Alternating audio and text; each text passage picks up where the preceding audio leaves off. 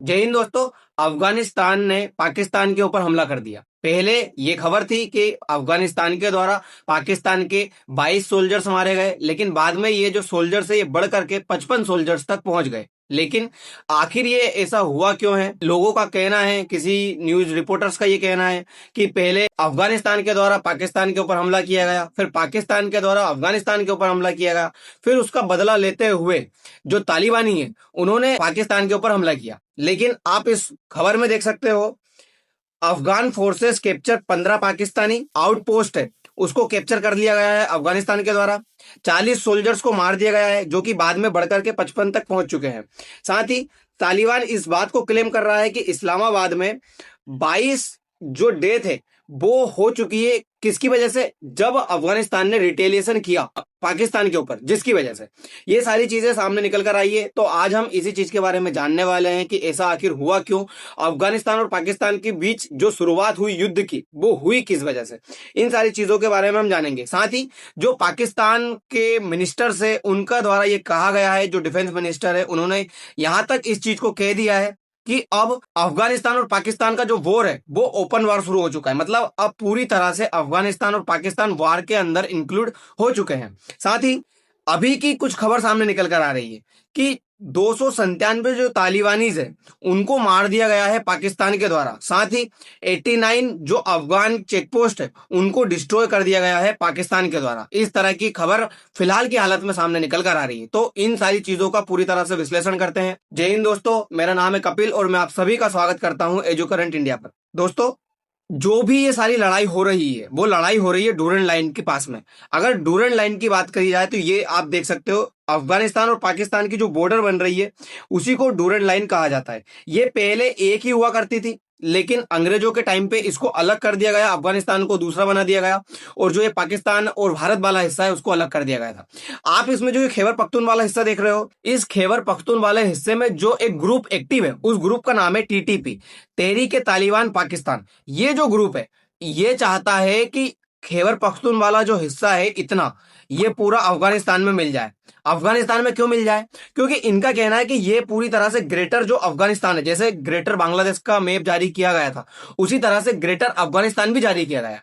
तो ये जो सब कुछ है ना, ये ग्रेटर अफगानिस्तान का हिस्सा है, इसीलिए इसको हमारे हिस्से में मिला लिया जाए। तो पाकिस्तान का कहना है कि जो अफगानिस्तान की टीटीपी है वो इस तरह के काम जानबूझ करके कर रही है पाकिस्तान के खिलाफ। इस तरह का जो आरोप है वो पाकिस्तान के द्वारा लगाया भी जा रहा है। साथ ही आप जो ये बलूचिस्तान वाला हिस्सा देख रहे हो, ये पहले से ही पाकिस्तान से अलग होना चाहता है। बहुत सारी ऐसी खबर है जो मैंने आपको सेशंस में बताया कि बलूचिस्तान वाले जो लोग हैं वो पाकिस्तानियों को मार रहे हैं।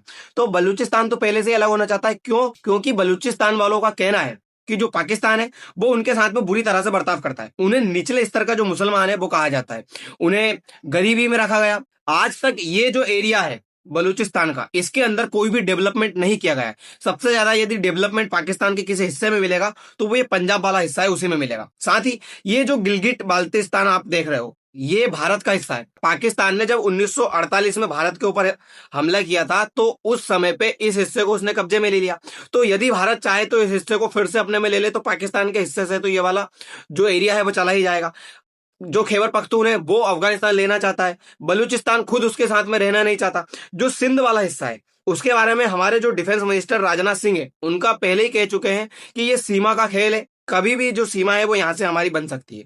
तो सिंध को भी हम भारत में मिलाने की कोशिश कर रहे हैं। तो सोचिए, पाकिस्तान के पास में सिर्फ एक ही हिस्सा बचा हुआ है और वो है पंजाब वाला। तो जो ये अफगानिस्तान के साथ में बॉर्डर सीमा हो रही है इसी के पास में जो बमबारी है ये की गई है और पाकिस्तान के द्वारा भी इसी वाले हिस्से में जो है अफगानिस्तान के अंदर हमला किया गया है। दूसरी चीज ये देखी जाए कि पाकिस्तान किस तरह से घिरा हुआ है, तो आप ये देखिए, हम पहले क्या है, यहाँ पे एक चाबहार पोर्ट है, उस चाबहार पोर्ट के लिए भारत जो है बहुत सारे पैसे जो है अलॉटमेंट करता था, बजट में भी अलॉटमेंट करता था।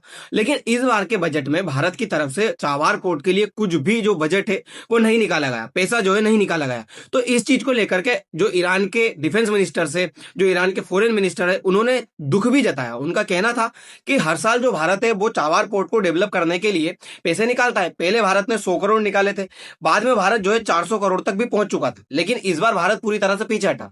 क्यों हटा? क्योंकि ईरान के मामले में आप देखिए, अमेरिका ने जो है ईरान के आसपास में अपने पूरे जो एयरक्राफ्ट कैरियर है वो लगा करके रखे, अपने जो सोल्जर्स है वो लगा करके रखे।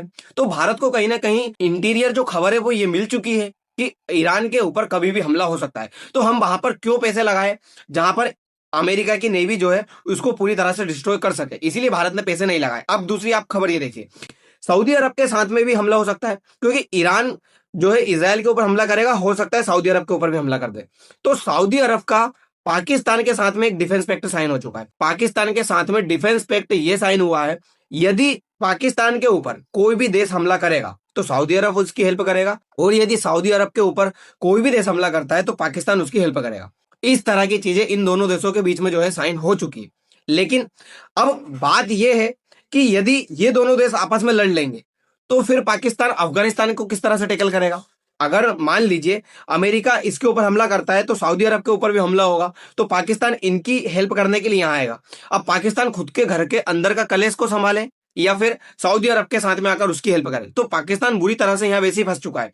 दूसरा, अफगानिस्तान के साथ में उसके जो कलेश चल रहे हैं उसके साथ फंस चुका है। और तीसरी बात, जो पाकिस्तान के ख्वाजा आसिफ है, उनका यह कहना है कि जो तालिबान जो भी हमला कर रहा है, पाकिस्तान के ऊपर जो भी अटैक कर रहा है, वो कोई और नहीं करवा रहा, वो करवा रहा है भारत। और भारत ये जो है प्रोक्सी वॉर खेल रहा है, मतलब खुद सीधी तरह से इन्वॉल्व नहीं हो रहा है, लेकिन अपने जरिए, बातों के जरिए लोगों को भड़का करके हमारे खिलाफ लड़ने के लिए तैयार कर रहा है। इस तरह की चीजें पाकिस्तान के जो ये मिनिस्टर्स है इनके द्वारा कह दी गई है।